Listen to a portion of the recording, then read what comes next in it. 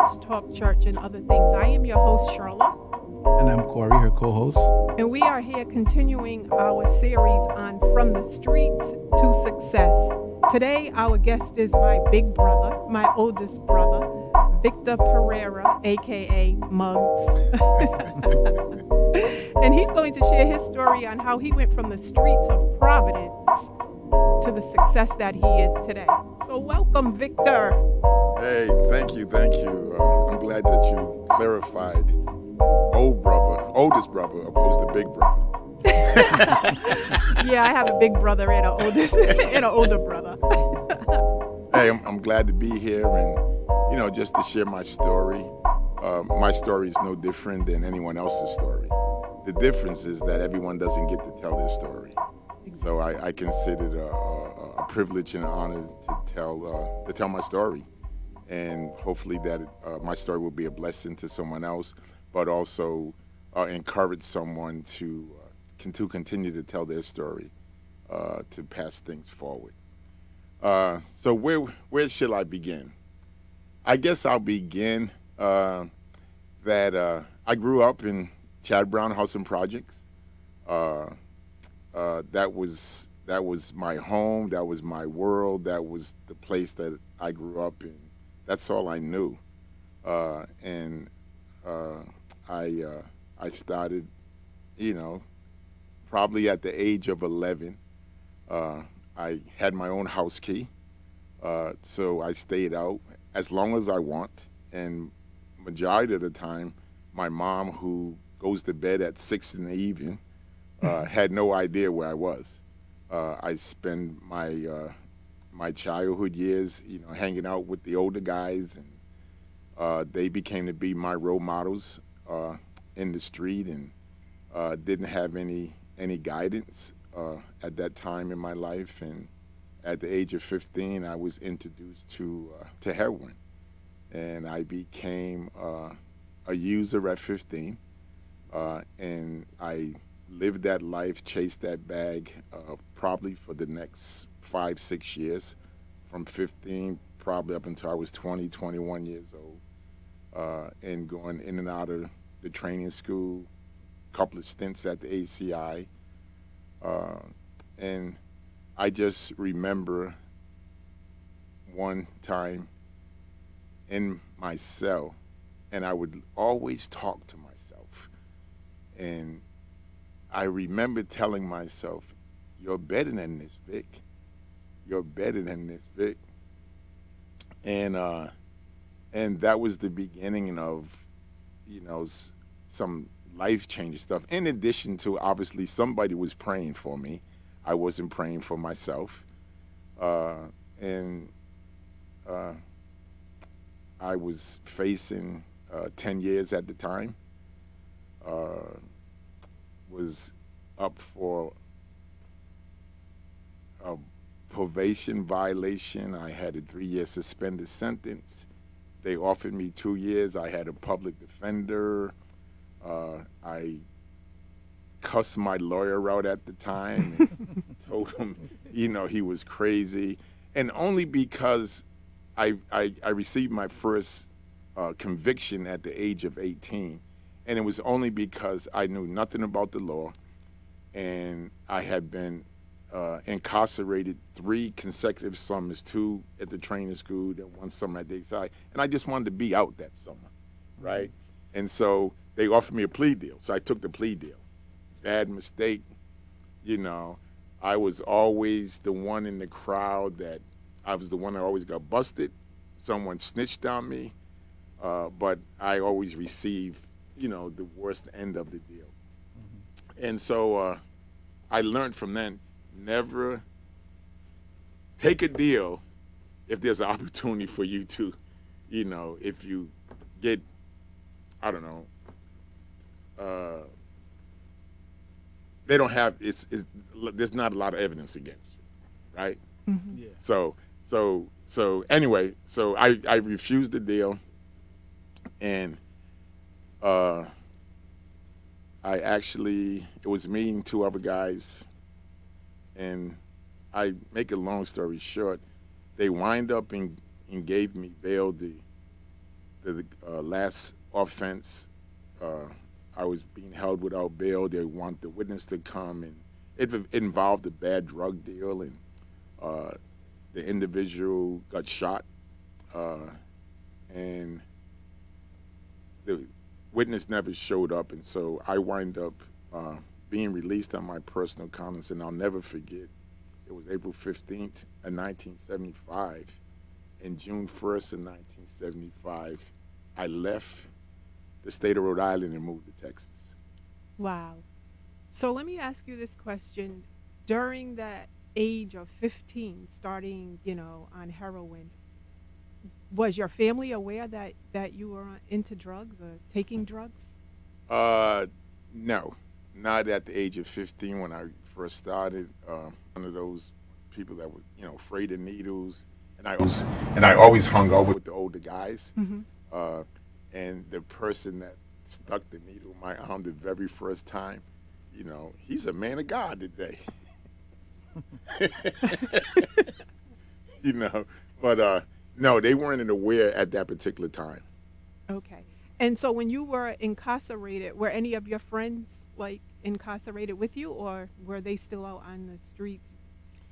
They were, I will call them associates, people that I knew, Mm-hmm. but my day-to-day friends, no, they were not.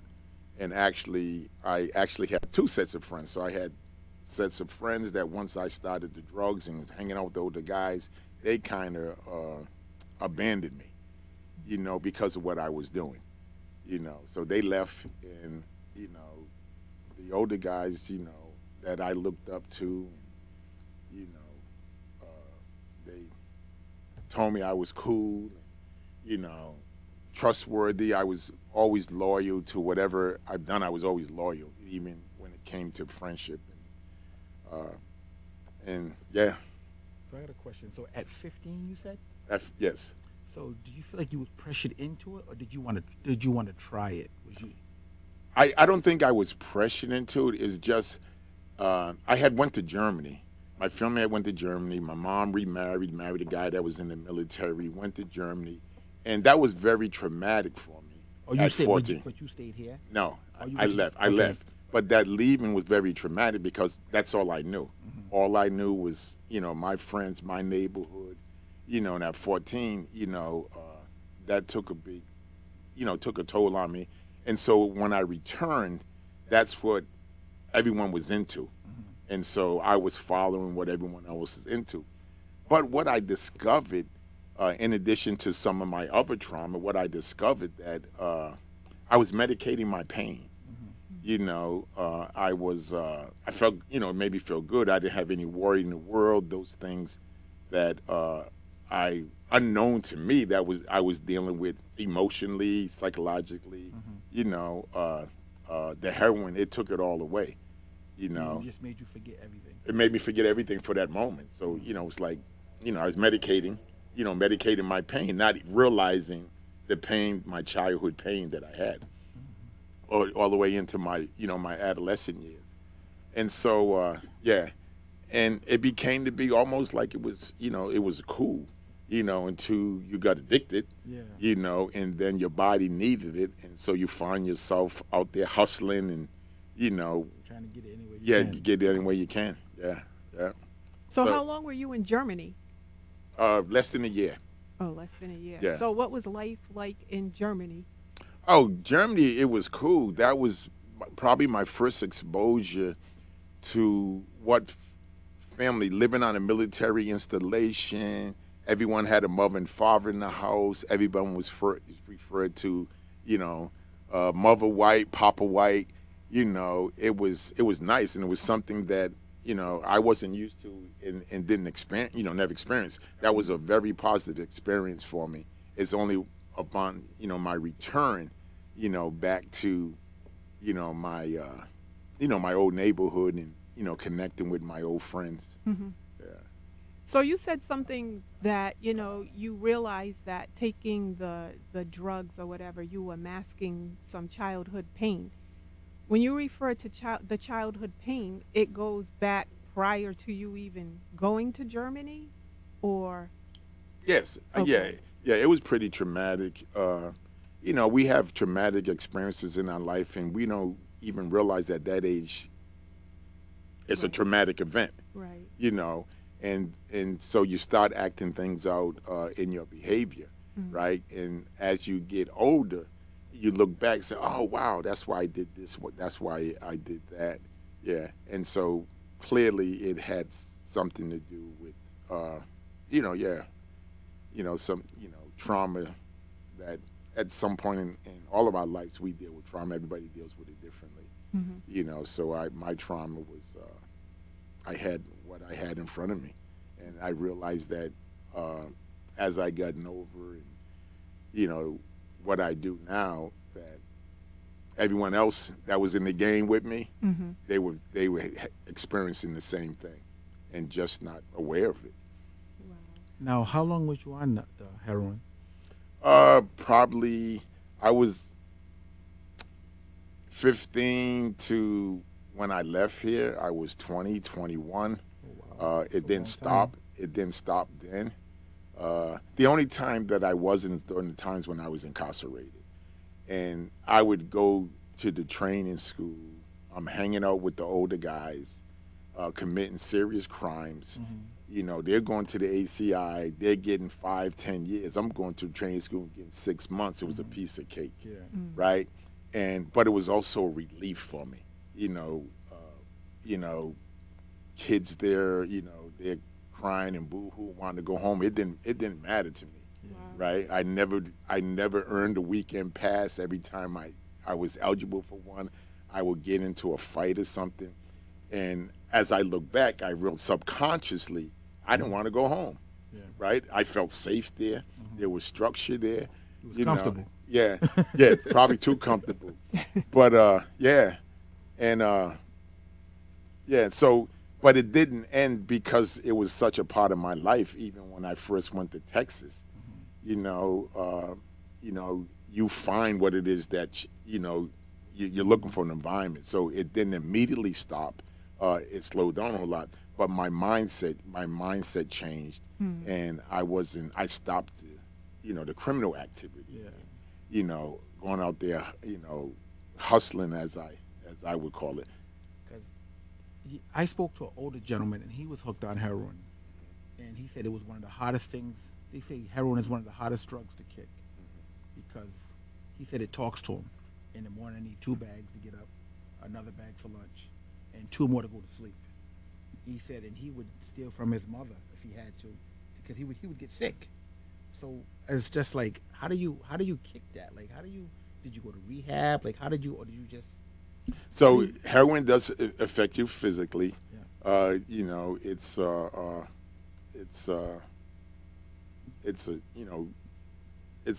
pain. It's used for pain similar to morphine, so your body becomes physically addicted to it, where your body needs it, Yeah. right? So I can relate to getting up early in the morning, and then at the time I was living on Pereira Avenue. That's when the shopping center was, was popping, and you get up early in the morning, 5, 6 o'clock in the morning, you walk down, Pereira Avenue, you're going to see someone just enough to, to curb. And at that point, you weren't getting high. You weren't in the nod. You was just taking the drug, just to, like the average person will take Excedrin for a headache. Yeah. And there's times where you can't even, you're literally crawling out of the bed. Yeah, that's what he told me. You know. He would be actually throwing up until Yeah. he got it in his body. Yeah.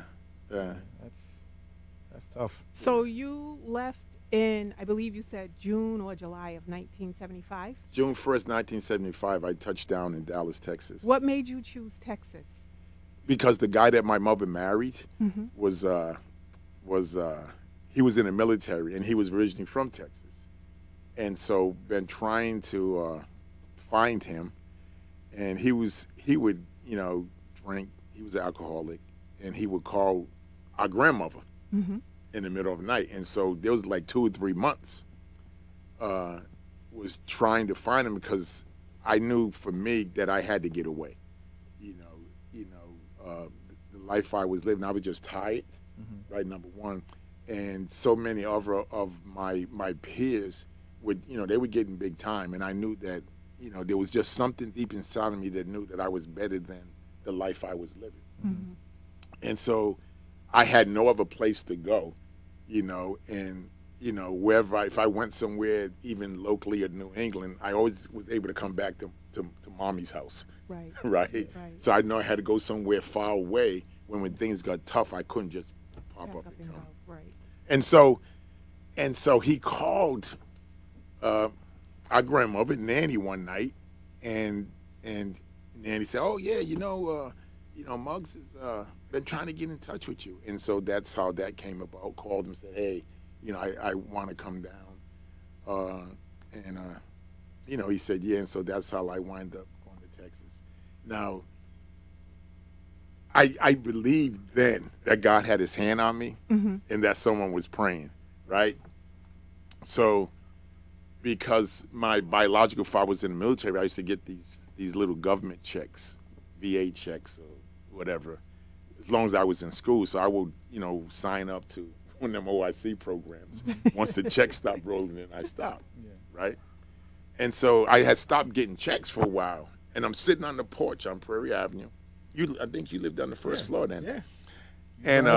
And I saw the mailman come and had one of them brown envelopes, Mm-hmm. right, and putting it in the mailbox. And I looked, and it was where they owed me some money, and I was only getting $90 a month. Mm-hmm. And my one-way ticket to Dallas, Texas, was exactly $90. Wow. Wow. Yeah, and at that point I made my mind, I'm not going to go there and try to do anything, hustle. I have 10 years hanging on my head. I'm out on bail. Been convicted of a serious crime. Mm-hmm. So I wasn't trying to do anything. I was trying to get out of there. And But were you even supposed to leave being on probation? That's what I was going to ask. no, I wasn't supposed to leave according to the law. Yeah. I wasn't supposed to leave, but I made a choice to leave. 6 months after I left, there was a warrant out for me for leaving the state, or just not reporting to my probation officer. I was out on bail. But all I thought about, 10 years over I just, It was a no-brainer. and it was just by the, it was nothing but, nothing but God, man, that I was able to do that. And, and I'm here today to tell the story. Right.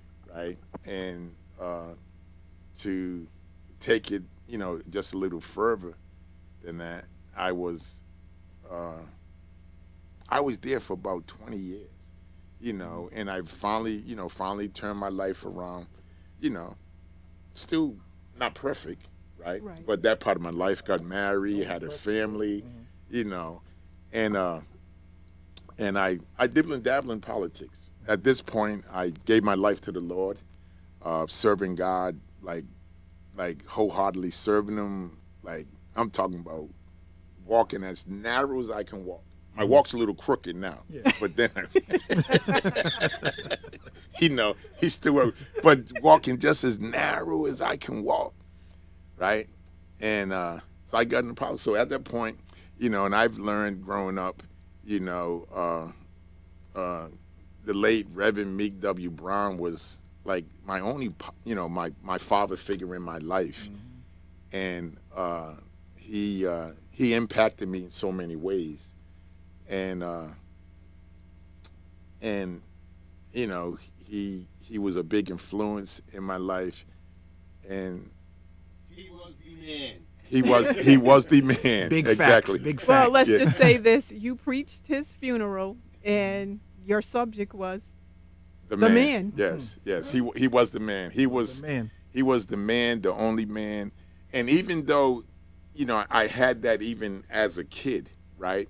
But it's different, when you're in your neighborhood, it wasn't there. But everything, the person that I am today is because of him, and just little small details. And I'm kind of going all over the place here because we can be here all night. But just like I remember, like, he'll get up and go to the bank on a Saturday, right? And I don't know if I ever saw him wear a pair of jeans, but he would have on, a suit but it'd be one of his old suits. It was not one of his newer ones. Yeah. And he have a shirt on, and he always went inside the bank. To this day, I'd never go to a drive-thru. I always went inside the bank, and he would go inside the bank. They say, "Good morning, Mr. Brown. How you doing?" Right?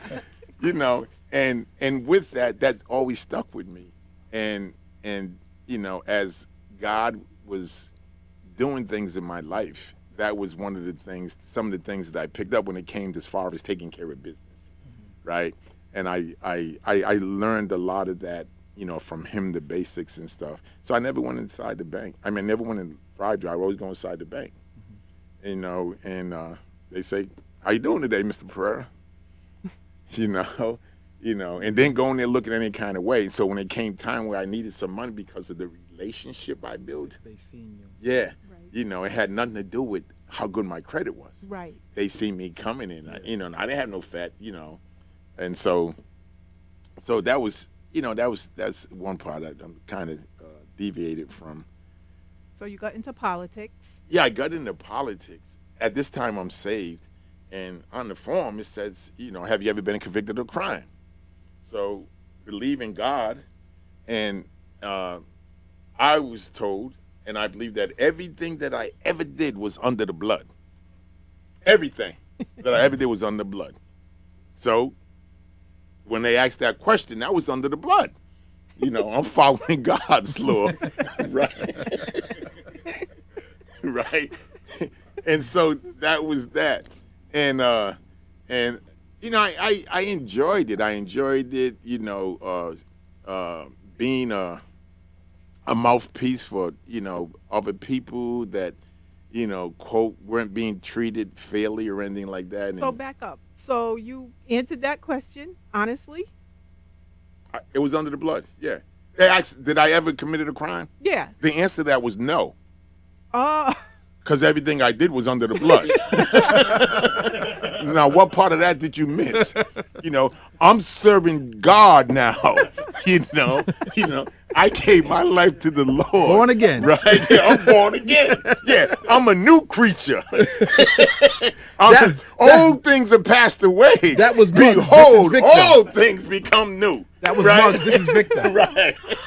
So we're not promoting not being totally honest, but he just gave an explanation as to why he answered the way he did. And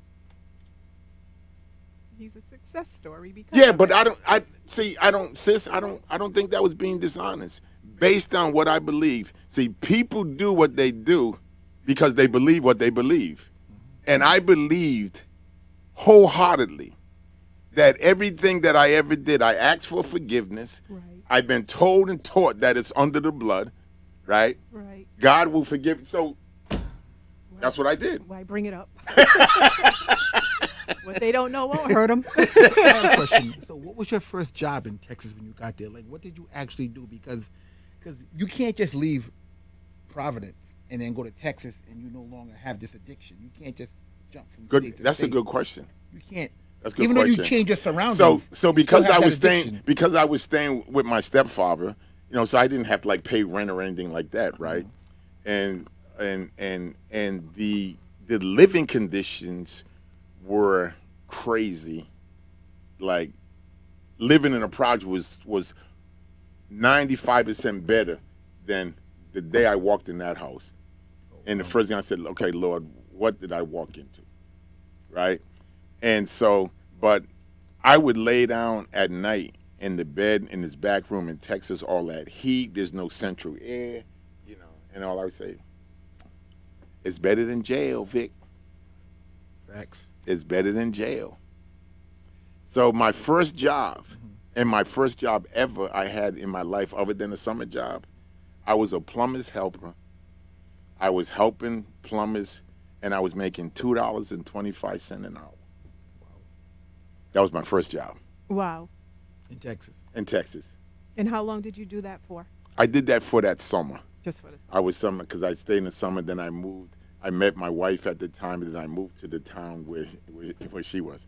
Now it was a struggle. Don't get me. It wasn't. You ever thought about coming back? Did you say? No. Because there was. I never thought about coming back because I knew what I would be coming back to.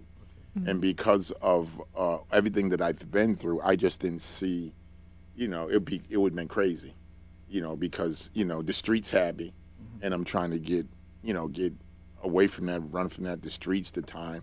It's if I had not left, there's no doubt I'd probably either be dead, or In jail.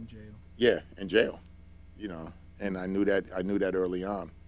So yeah, so not only was I making $2.25 an hour as a plumber's helper and working outside and